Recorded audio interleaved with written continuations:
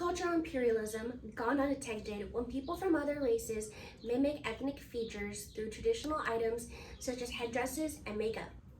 The answer is that as privileged individuals with money, the unique experiences of cultural groups are an accessible aesthetic. Summer is right around the corner. As expected, everyone is planning an immersive experience to enjoy foreign cultures by following trends. However, even with the best intentions, cultural appropriation can result in you being reprimanded or despised. As a result, this speech will help you understand what cultural appropriation is and how to avoid aiding ethnic cultural imperialism. The many innovative ways of cultural appropriation have crossed the line from a failed act of admiration to imperialism. As a mixed woman who is fond of Korean music and Japanese fashion, I make it my mission to make sure I'm not being disrespectful. First of all, this speech will discuss fashion trends that were stolen from traditional wear for the sake of looking cool. Second, we'll cover aesthetic trends that convert white people into people of color, ranging from cosmetics to hair to plastic surgery. Finally, there will be an in-depth explanation of the harmful practice of exploiting cheaper resources and rebranding ingestible items that have a traditional production process. Fashion is a form of artistic expression with limitless possibilities. It aids us on our journey of defining who we are and where we come from. However, it can be easy to wear popular looks and then desire an exotic item to change it up. Dr. Sharmeen Black from the Australian National University stated, quote, "This has been frustrating for minority communities around dress. When someone is taking styles and putting them on the runway, they're picking and choosing what they think is representative of that culture," unquote. Big fashion brands dominate the market with little to no cultural diversity and continue to steal ethnic designs that then mass-produced at a low price. To keep up with demand, the fashion industry's trend cycles come and go swiftly. As a result, the neighborhood is severely impacted as new consumers force them to rely on their business, only for it to become an out of style after being overpriced and sold out.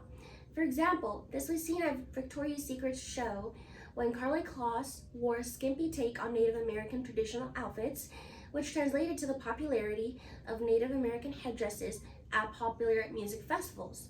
Sasha Houston Brown, a member of the Santee Sioux tribe of Nebraska, stated, quote, "Despite what dominant society and mainstream media say, we are not a relic of the past, a theme, or a trend. We are not a style or costume," unquote. Fashion has an impact on society since it is a tool used to define. The definition given to Native women by that outfit implies that they are sexual objects there to please the male gaze.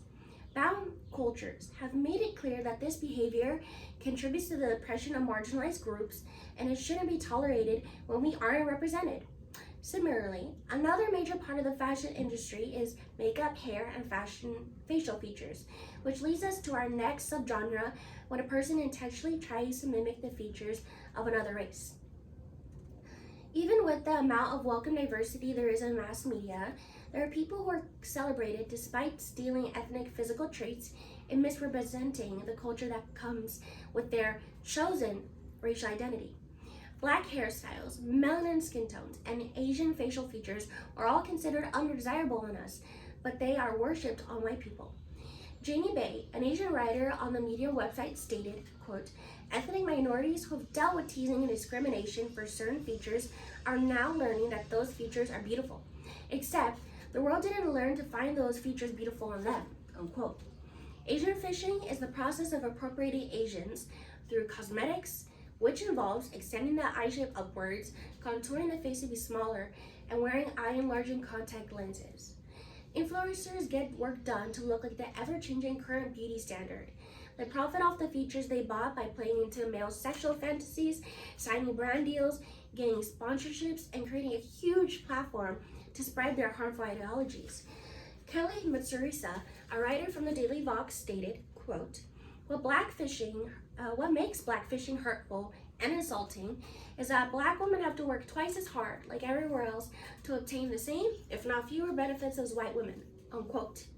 Blackfishing comes from the use of harsh contouring, excessive tanning, black hairstyles, and sometimes darker eye-colored contact lenses.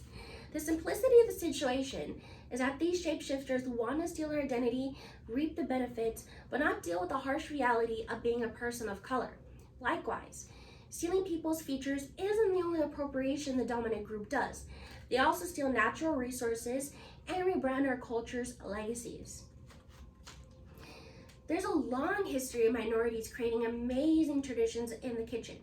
With the popularity of food delivery services and Instagrammable exotic dishes, consumers demand an authentic experience that isn't too foreign. This has led to the creation of a market that caters to white palate, which is explained in the following quote. The rise of ethnic and different cultural cuisines is largely celebrated by people of color, and it has been refreshing for people to see their own cultures represented on a larger and more popular scale.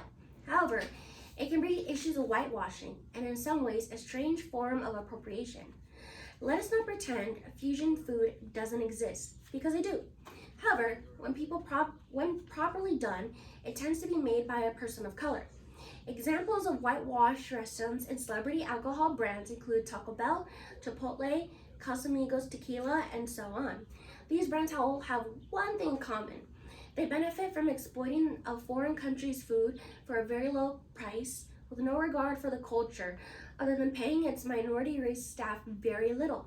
Miguel Angel Dominguez, the president of the Tequila Regulatory Council in Mexico, stated, quote, "The tequila industry would succeed in strengthening and guaranteeing the prestige of our tequila, symbol of Mexico and legacy to all Mexicans," unquote.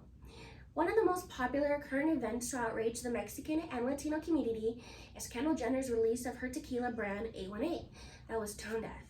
The most upsetting part is that the tequila's production is unsustainable by cutting the agave plant 4 to 5 years earlier, and it relies on locally sourced agave that has been traced to be used in food as far in the past as Mayan civilization.